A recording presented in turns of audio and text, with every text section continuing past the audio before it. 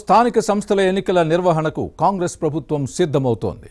కానీ కీలకమైన ఓ జిల్లాలో హస్తం పార్టీ పరిస్థితి అస్తవ్యస్తంగా మారింది.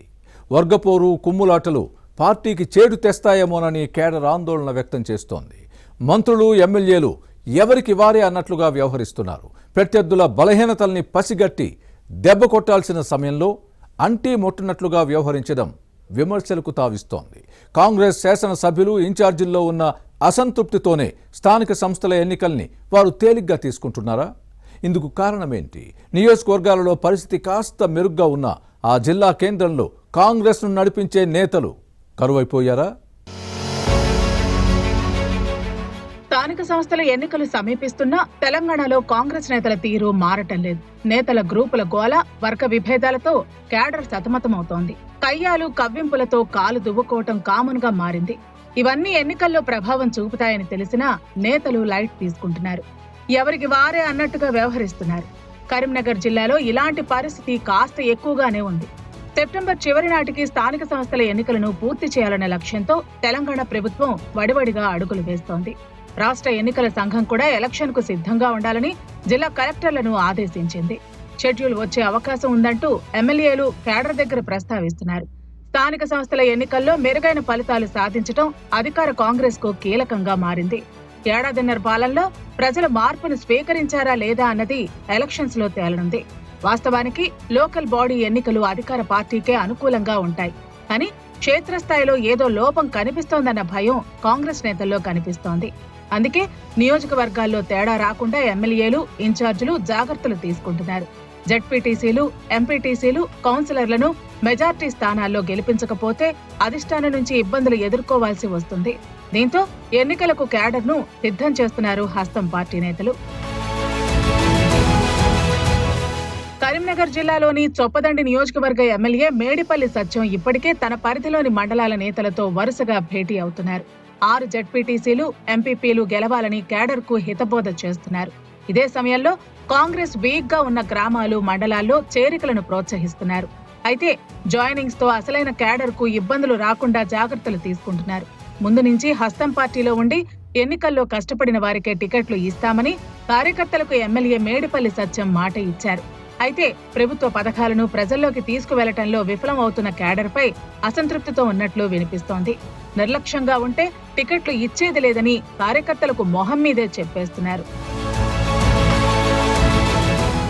ఇక మానుకొండూరు ఎమ్మెల్యే కవ్వంపల్లి సత్యనారాయణ కూడా స్థానిక సంస్థల ఎన్నికలపై ఫోకస్ పెట్టారు.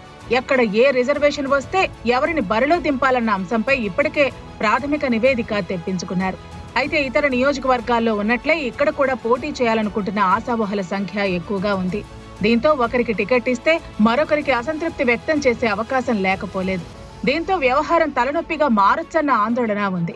ఇక హుజూరాబాద్ నియోజకవర్గ ఇన్ఛార్జ్ బడితెల ప్రణవ్ కు మెజార్టీ ఎంపీటీసీ, జెడ్పీటీసీ, కౌన్సిలర్లను గెలిపించడం కత్తి మీద సాములా మారింది. బీఆర్ఎస్ ఎమ్మెల్యే పాడి కౌశిక్ రెడ్డిని బలంగా ఎదుర్కోవడంలో ప్రణవ్ విఫలమవుతారన్న వాదనలో ఉన్నాయి. ప్రభుత్వంపై తీవ్ర ఆరోపణలు చేసిన కౌశిక్ రెడ్డికి గట్టి కౌంటర్ ఇవ్వలేకపోతున్నారు ప్రణవ్.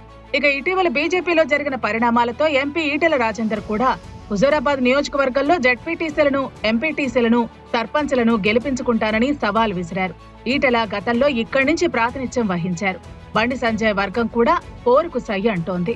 అటు ఈటెల రాజేందర్ ను, ఇటు బండి సంజయ్ ను, మరోవైపు కౌశిక్ రెడ్డిని ఢీకొట్టడం కాంగ్రెస్ ఇన్ఛార్జ్ ప్రణవ్ కు సాధ్యమేనా అని కాంగ్రెస్ క్యాడరే అనుమానం వ్యక్తం చేస్తోంది. నియోజకవర్గాల్లో హస్తం పార్టీ పరిస్థితి బాగానే ఉన్నప్పటికీ అసలు సిసల సమస్య కరీంనగర్ జిల్లా కేంద్రంతోనే ఉంది. కాంగ్రెస్ అభ్యర్థి ఇన్ఛార్జ్ పురమల్ల శ్రీనివాస్ ను పార్టీ నుంచి సస్పెండ్ చేసింది అధిష్టానం. దీంతో ఇక్కడ సమన్వయకర్త లేకుండా పోయారు. ఇక మంత్రులు శ్రీధర్ బాబు, పొన్నం ప్రభాకర్ తలో దిక్కున వెళుతున్నారు.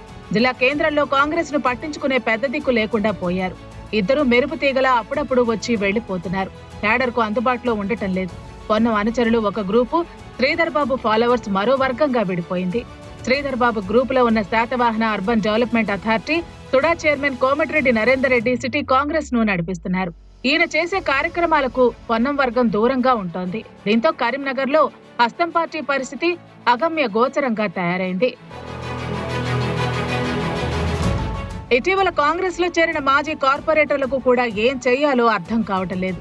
ఏదో అనుకుని హస్తం పార్టీలోకి వస్తే ఇంకేదో జరుగుతోందన్న టెన్షన్ వారిలో కనిపిస్తోంది. పార్టీలోని గ్రూపులను చూసి టెన్షన్ పడుతున్నారు. ఇక కరీంనగర్ మున్సిపల్ కార్పొరేషన్ పై కాషాయ జెండా ఎగరేసేందుకు అటు కేంద్ర మంత్రి బండి సంజయ్ వ్యూహాత్మకంగా ముందుకు సాగుతున్నారు. క్యాడర్ తో వరుస సమీక్షలు చేస్తున్నారు.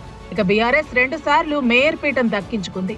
ఈసారి కూడా ఎలాగైనా మెజార్టీ స్థానాలను గెలిపించుకోవాలని ఎమ్మెల్యే గంగుల కమలాకర్ చూస్తున్నారు. ఎటొచ్చి అధికార కాంగ్రెస్సే జిల్లా కేంద్రంలో ఇబ్బందులు పడుతోంది. ఇటీవల కరీంనగర్ నగరపాలక సంస్థలో విలీనమైన గ్రామాలతో అధికార పార్టీకి ఇబ్బందులు తలెత్తుతున్నాయి. డివిజన్ల విభజనపై విమర్శలను ఎదుర్కొంది.